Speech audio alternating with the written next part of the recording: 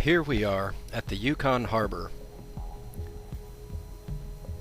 The shoreline is called Harper, and off in the distance you can see Blake Island.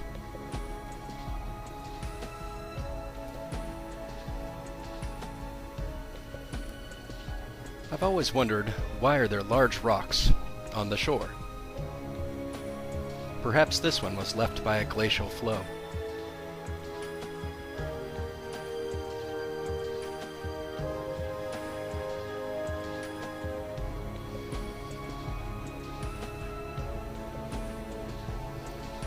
Hiding from the heat of the afternoon sun, a variety of life can be found under such rocks. Sand crabs, copepods. This pair appears to be mating. They're very tiny and slow moving. The male is grasping the female.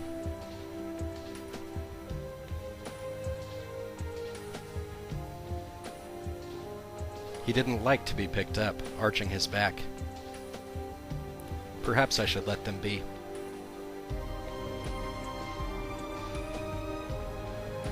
Tide pools are a source of many types of aquatic life.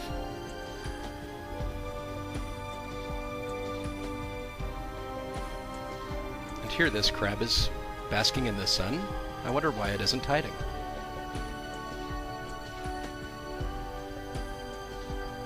Oh, it's dead.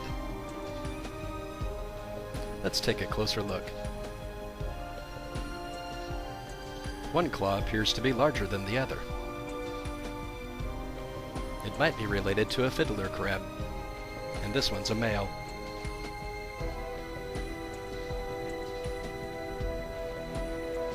Do you see the crab? He's hiding just on the edge of the rock. There he goes. They quickly bury themselves. This is to protect them from being eaten by birds, who are constantly scavenging the coastline. Here we see crows and seagulls picking their way along.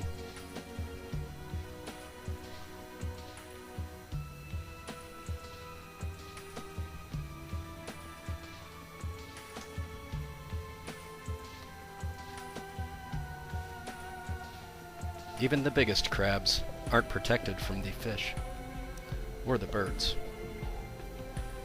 You'd think with claws this size, they would stand a better chance.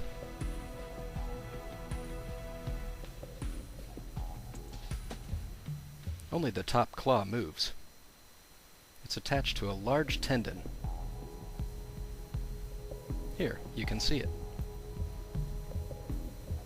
The muscles pull on this tendon to raise and lower the claw.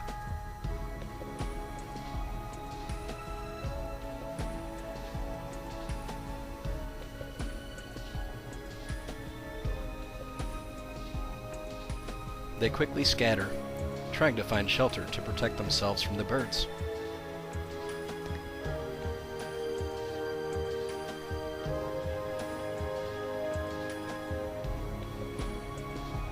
And at only 1 centimeter in size, there are many hermit crabs. Other crabs get bigger, and some even collect barnacles.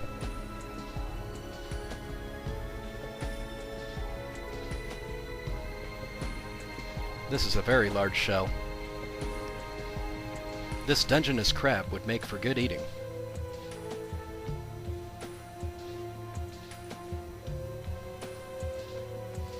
And here is a red rock crab shell. Notice the jagged edges and the dark red coloration. They're also good eating, but typically smaller. Not as small as the hermit crabs. Hanging out with these snails, they appear to be looking for a bigger home. Snails are usually found in the shady hollows. This one is colored like a fire opal. This other one is white.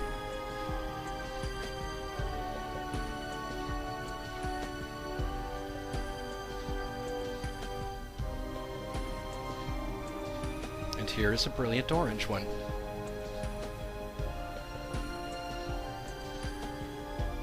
These snails are scavengers.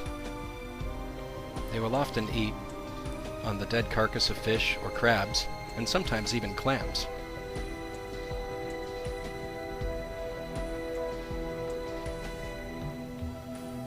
Over the course of 8 hours, they sometimes dissolve the shells.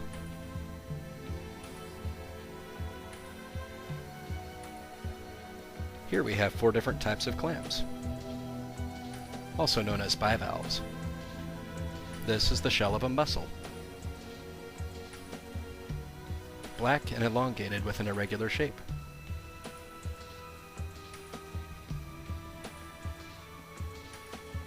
This is a steamer clam.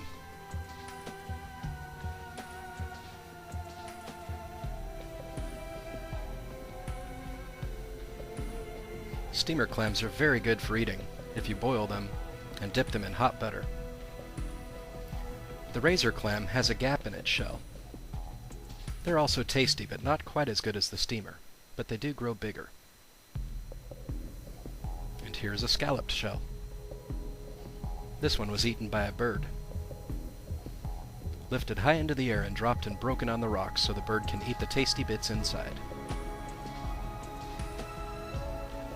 Here is a large razor clam shell, almost as big as my hand. They're related to the gooey duck.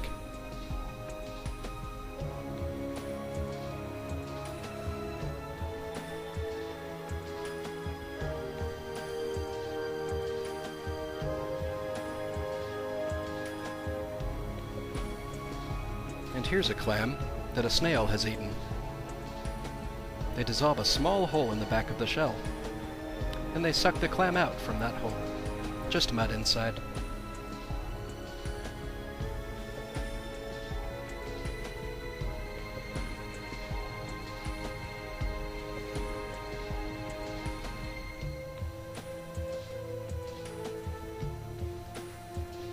This little snail is the likely culprit.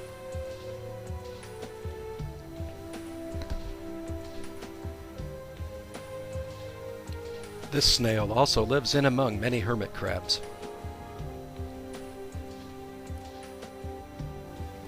Here is a clam hole. They put their bivalves out through this hole to filter water and get nutrients. This is how they get their food. Next to this clam hole is a sea anemone.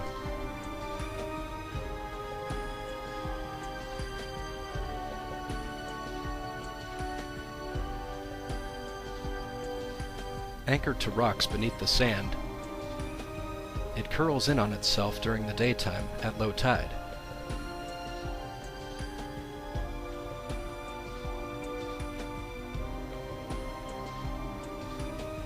These small green sea anemones can be found all over the beach.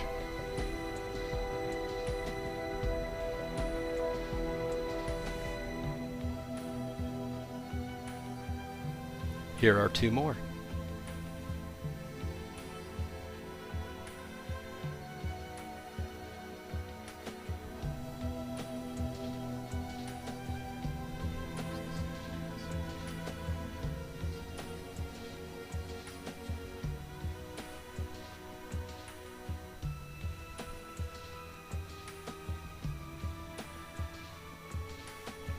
Some holes are dug by wasps burrowing into the sand. Don't confuse these with a clam hole. You might get stung.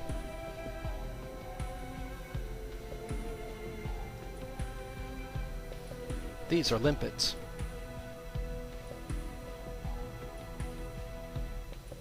Similar to a snail.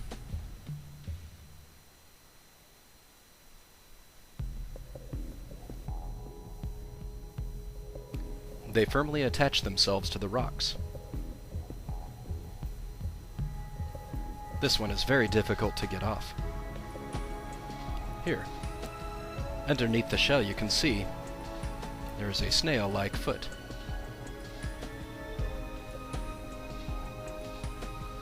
In Hawaii, larger varieties of these are very tasty.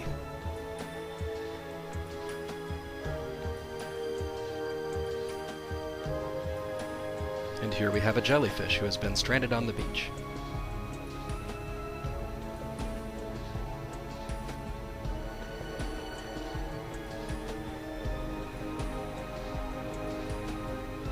You can see the tentacles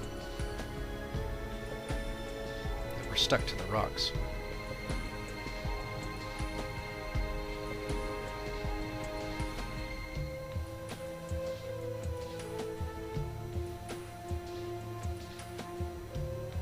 Hardy grasses grow along the shoreline, just above the high water mark, where you can also find sea beans, a salty, crisp sea vegetable. They don't have leaves.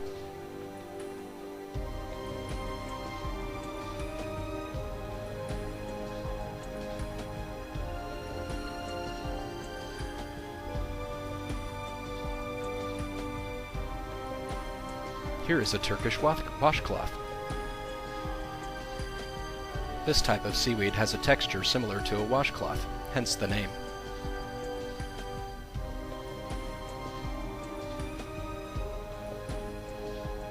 Brown algae, air sacs, keep it afloat.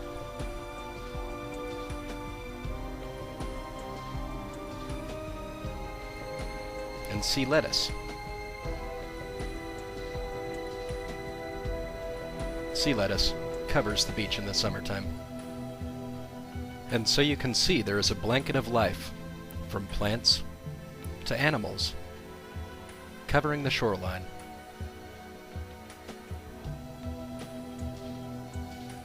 Next time you go for a walk, perhaps you'll see a little more.